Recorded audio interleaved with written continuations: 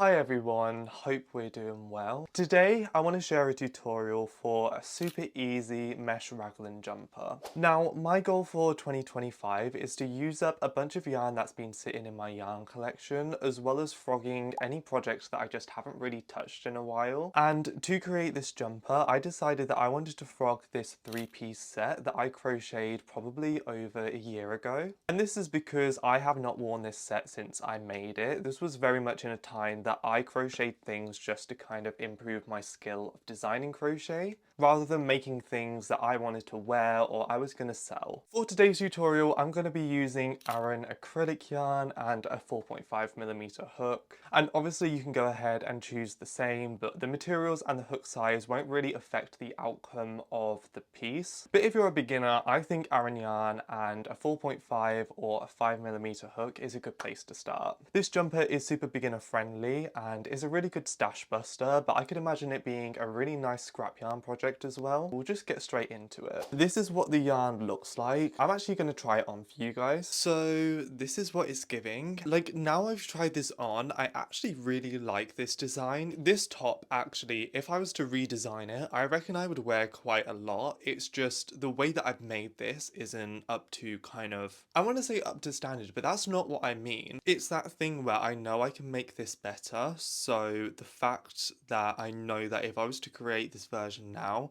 I would prefer it, means that I know that I wouldn't wear this. I've only frogged the tank top and I've got quite a lot of yarn to work with, so for the moment I'm just going to leave it there. It was quite interesting unraveling this project because even just a year's difference in what I was doing to create garments is so evident from the fact that, like, I found it so hard to figure out where everything was going and where all the knots were because they just weren't in places that I would put them now. But anyway, I've got my yarn now, so we are ready to start making that mesh jumper. Our first step is we need to crochet how big we want our collar to be. And as a beginner, honestly, the easiest way to do this is to chain a length and put it around your head. So we're going to do that, and the amount of numbers that you chain needs to be a multiple of 4. So I'll start off with a slip knot, and I'm just going to start chaining till I get the length that I like. The amount of chains that I did is 68 chains. What you could do is you could slip stitch the first chain with where we're at the moment, but what tends to happen with this is everything normally gets twisted and then that first chain just doesn't look very neat. What I'm going to do is not slip stitch but continue with the pattern of doing a turning chain and my first row. We have that multiple of 4. I then want to chain 3. I'm then going to yarn over and skip 5 stitches and work a double crochet into the 6th stitch. And for me, I like to work into the back bump, but you can work into whichever spot you want to in your stitches. From here on, we're just going to chain 1, skip a stitch in the row below, and do a double crochet. And we're just going to carry on like this. If you're not super familiar with this stitch, I do have a different video that goes through this stitch in detail, and I will link that in the description below. If you've done everything right, you should end up with your double crochet into the 2nd chain you did right at the start, meaning that we have 1 spare chain to go. So at this point, I just need to chain 1 and go right to the start of my row. And then we have our double crochet and we have the box made of just chains. We're going to skip the first chain next to it and into the chain next to that. That's where we're going to put our slip stitch. And before we move on, what we also want to do is enter that first chain that's free at the end and attach it to the chain at the bottom with a slip stitch. At this point, we need to decide where we're going to put our increases to create our front, back and side panels. And I have a separate video on this on how to create exact measurements with a raglan design. So if you're after a very specific fit, I would probably go and check that video out. So we want to start by counting the amount of mesh boxes that were created by our first row of mesh stitches. And when I reference mesh boxes, I'm literally just talking about the holes that are created by the mesh stitch. In my piece, I have a total of 34 mesh boxes. The first thing we're going to do is split this number in half. So for me, that's going to be 17. 14. And basically what we want to do with this number is split it into a larger even number, which we'll be using for our front and back panel, and a smaller number that we're going to use for our side panel. Now I split this up into 14 mesh boxes and 3 mesh boxes, and if you're a beginner I would probably stick to around that ratio, but the important thing is that your front and back panel has an even amount of mesh boxes. But as I say, if you're after a more exact measurement, I would go ahead and check out the video that I was talking about earlier. The other thing that you'll want to do in preparation for marking out where we're going to put our increases is you want to get the front and back panel number. So for me that was 14, and you want to half it, so that's 7. And now we're ready to map out where everything's going to go. So obviously if you have stitch markers you can use stitch markers, but I'm going to show you how to do stitch markers with scrap yarn, because as a beginner not everyone's going to have stitch markers. So if you remember, our front and back panel is going to be 14, so first off we're going to half this number and count 7, and make sure that you're marking the stitches on the row that you're working from. So I'm going to do 1, 2, 3, 4, 5, 6, 7. So this is my 7th box. In the next double crochet, so right here, or in between these two boxes, that's going to be where I mark my first stitch.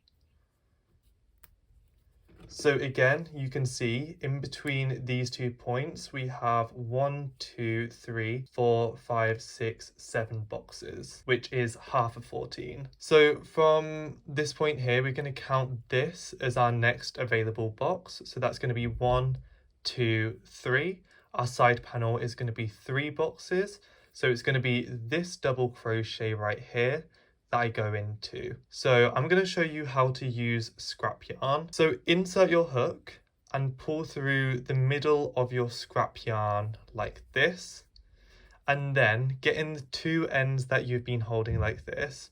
You're just going to yarn over and pull through these 2. And now you can see we've marked this stitch. And once we're ready to take it out, all you need to do is grab this end here like this and pull it out like that. So again, we're going to find that stitch, insert our hook, pull the middle of the scrap yarn through, yarn over, pull that through the loop. So as you can see, we've got these 3. We're going to count 14. 1, 2, 3, 4, 5, 6, 7, 8, 9, 10. 1, 2, 3, 4. So this is going to be where we mark our next stitch. Then we're going to go 1, 2, 3, mark this stitch. And if you remember, this is our side panel, so the rest of the stitches should just go into the back panel.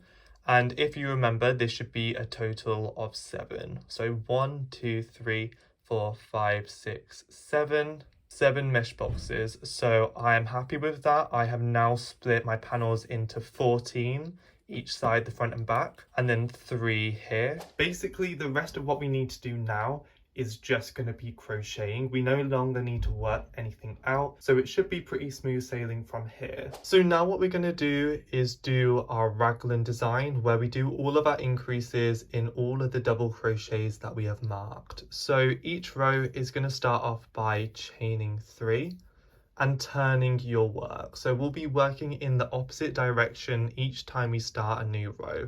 So I'm going to yarn over and work my first stitch into this stitch right here, so this double crochet, then I'm going to chain 1, skip this double crochet and work my double crochet into this next stitch. And I'm going to continue that all the way up until I reach my stitch marker. So my next stitch is going to be my increase stitch. So first I'm going to take out this stitch marker, and this is going to be the stitch that I do my increases in. So we're going to do a double crochet, then I'm going to chain 1, do a double crochet, and then I'm going to chain 1 and do a double crochet. So that's 3 double crochets into this one stitch and 2 chains, 1 in between each one. And you can probably guess this middle stitch here is going to be the stitch that we put our next increase into. So I'm actually going to use a different hook because it's going to be easier than me taking in and out my hook. and I'm just going to reattach that stitch marker into that central stitch. And from here, same pattern, chain 1, skip 1, double crochet, chain 1, skip 1, double crochet. And we're now reaching the point of our next stitch marker, so I'm going to take that out, then do my increase of double crochet, chain 1 into the same stitch, double crochet, chain 1, double crochet into the same stitch. So again, that's those 3 double crochets, and it's going to be that middle one, or the second one that you did, where we're going to apply our next increase. So I'm going to put my stitch marker back in there, like that. So I'm going to finish this row because we get the idea, and we'll do the next row together and then go from there. So I'm reaching the end of my row, and how I know this is my next box, or the next double crochet, has my turning chain coming out of it. So I'm going to find the second chain that I did out of the 3, which is this one here. And if you enter your chain stitches like this, then go ahead. But personally, what I started to do, which made my work just look a little bit neater, is I get my hook and I go under this front loop here, and then I go underneath this back loop like that. So the V of the chain stitch is on top of my hook. I'm then going to yarn over and pull that through to then slip stitch to end this row. And our next row is literally just going to be the same as the row before, so we'll chain 3 and then turn our work, and we're going to continue the pattern of doing double crochet, chain 1, skip 1 all the way up until we reach the marked stitch. And I'm going to take the stitch marker out because I now know that it's this double crochet, where I'm going to do my double crochet, chain 1, double crochet, chain 1, double crochet. And we're going to put our stitch marker into the middle double crochet, or the second one that we've just done, before we then continue by chaining 1, skipping 1, double crochet, and continue that pattern all the way up until our next increase.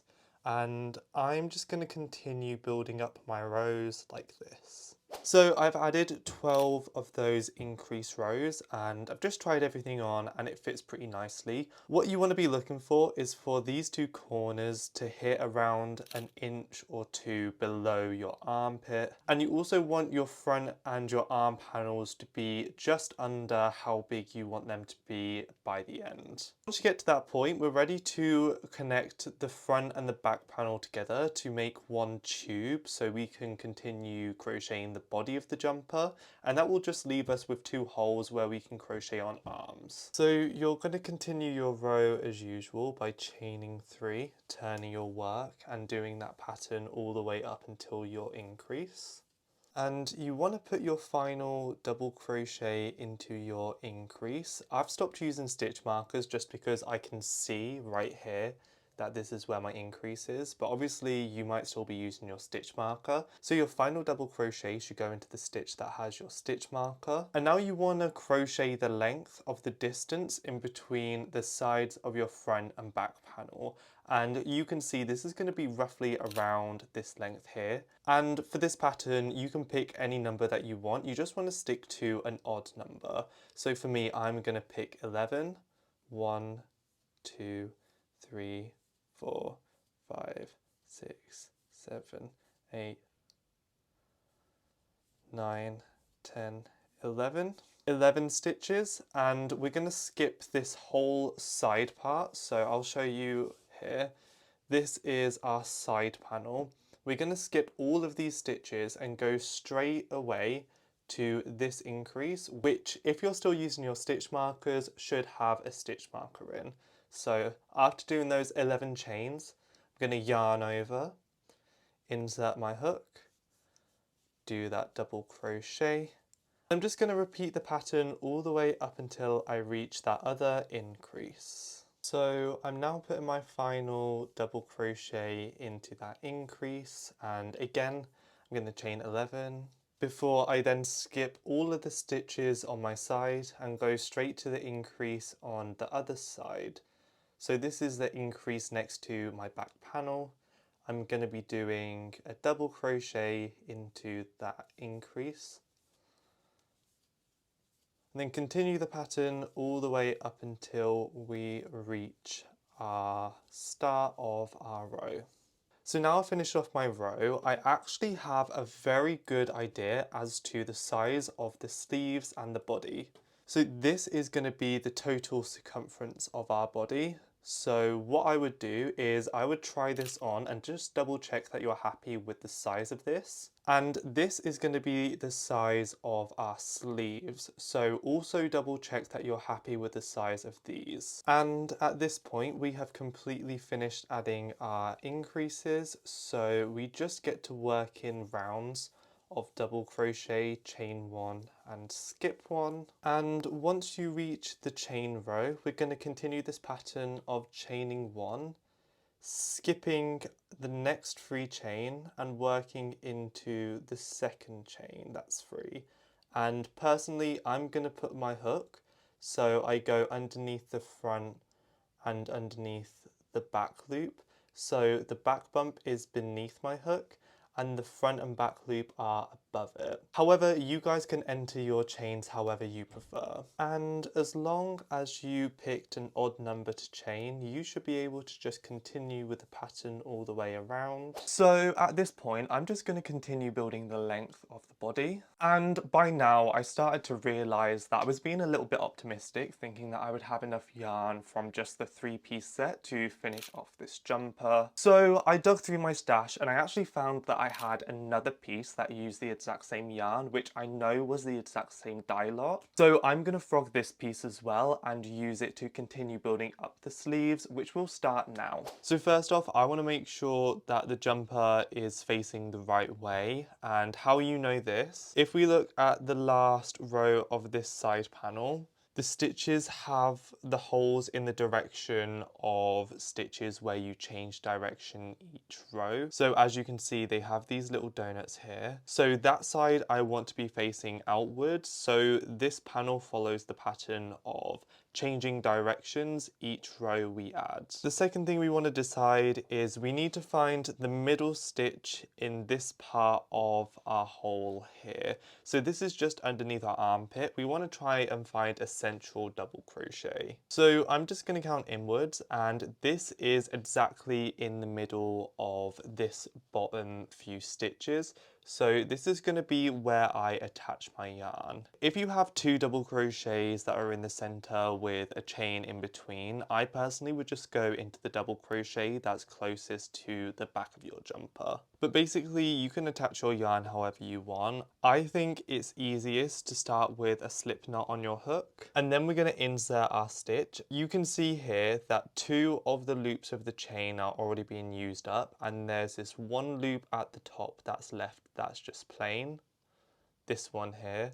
This is going to be where we enter our hook. And to attach our yarn, I'm just going to yarn over and pull through and then get this loop and tighten it to make a knot. We're going to continue the pattern of starting our row with chaining 3 and then we're going to skip 1 stitch and do a double crochet into the next stitch.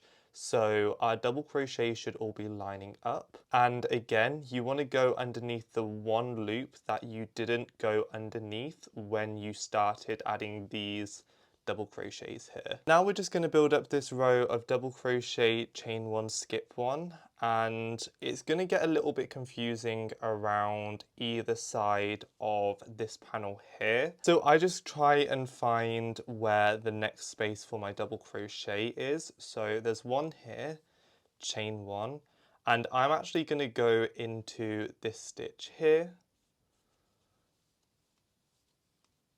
And now we're on our side panel, so it's going to be a lot easier to just do 1 stitch into each stitch. And realistically, what you do around here doesn't really matter as long as you match whatever you do here on the other side. So for now, I'm just going to continue the pattern of chain 1, skip 1, double crochet all the way around this first side panel. And remember what I said earlier, where you want to make sure that both of your sides match. So I remember that I did 1 extra stitch into this point here, which is my middle increase stitch from my raglan design. So I'll do 1 double crochet there, chain 1, and then my next stitch is going to go here like that, and then I'm just going to continue the pattern of double crochet, chain 1, skip 1 all the way up until I reach that turning chain. And it's at this point that I can slip stitch into the second chain of the turning chain before I then chain 3 and I turn my work. And now the rows are pretty simple to do, where we're just doing what we've been doing for building the body of our panel, and we're just going to continue going all the way up until we reach the sleeve length that we want. So I built up the length of my sleeve and I started my second one, and it was at this point that I realised that I really did not have enough yarn. And not gonna lie, this is a common problem with me. I definitely underestimate how much yarn I need for projects, so I really should have seen this coming. I shared out the yarn between the body panel and the fully completed arm panel. Me doing this did lead to this jumper kind of being a little bit small. My thoughts at the moment is I think the sleeves are going to be a good length, but I'm not sure whether the body's going to be right. So I'm going to try it on and show you guys, and we'll see what we think. Like, don't get me wrong, I could still probably do with a few more rows on my sleeves and my body, and I was thinking that I might sew in the ends, but I actually like the way that they look, so I'm going to keep them out for the moment. But no, she's really cute. I think the increases that I did was the right choice, because I was in between doing an increase like how I did them, or doing an increase where I increase each panel by 1 double crochet and 1 chain each row, rather than 2 double crochets and 2 chains. But no, I'm really happy with how it turned out, and I'm looking forward to properly styling it. I hope you guys enjoyed this pattern. I definitely think this pattern would also look good if you did double knit yarn and a smaller hook size, or even you could play around with using different mesh stitches using the same principle. I have a separate video on mesh stitches if you guys want to play around with using different mesh stitches within this design. But I hope you guys enjoy this pattern. As I say, it's definitely a nice stash buster, and probably not straight away, but at some point I definitely want to make a different version using scrap yarn. But yeah, I hope you guys enjoyed this tutorial and found it helpful. Make sure you like, comment and subscribe. I have a bunch of other tutorials on my channel, and I also sell written patterns if that's your thing, and I will leave my Ravelry and Etsy in the link below. Also, go ahead and follow me on Instagram, TikTok and Pinterest. Make sure you have a good rest of your day, and I will see you in the next video. Bye.